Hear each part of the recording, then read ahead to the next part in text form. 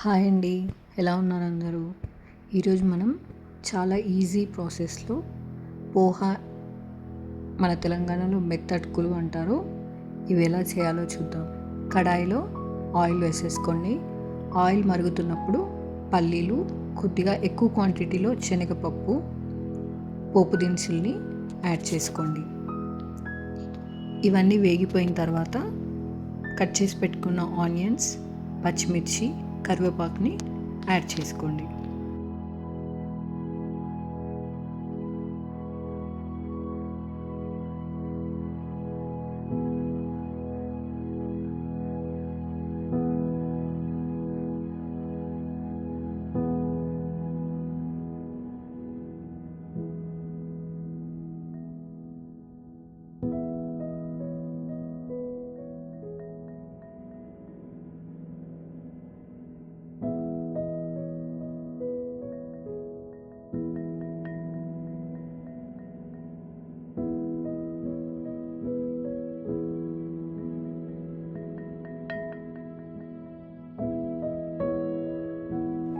ఇవి మెత్తబడేలోపు మనం అటుకుల్ని ఒక బౌల్లో తీసుకొని వాటిని మంచిగా వాష్ చేసుకుందాం.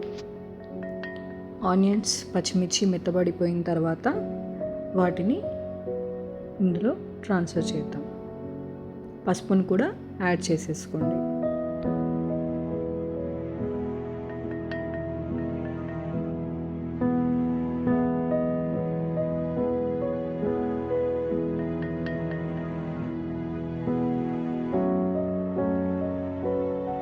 ఇప్పుడు మనం కడిగి పెట్టేసుకున్నటువంటి అటుకుల్ని యాడ్ చేసుకుందాం.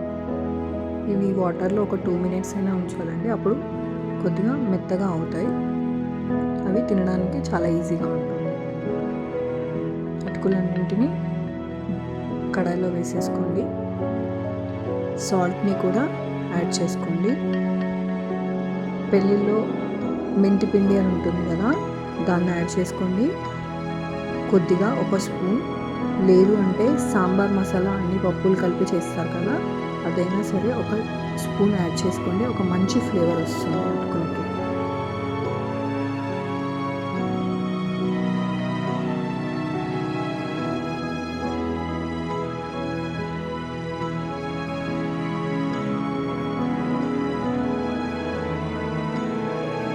ఒక్కసారి కలిపి లిడ్తో క్లోజ్ చేసేయండి. ఇవి అయిపోయిన తర్వాత ఎక్కువగా కలపొద్దు, ఒకేసారి కలిపేసి లిడ్తో క్లోజ్ చేసేయండి. కొత్తిమీర వేసేసుకొని స్టవ్ ఆఫ్ చేసేసుకోండి. ఛానల్ని సబ్స్క్రైబ్ చేసుకోవడం మర్చిపోవద్దు.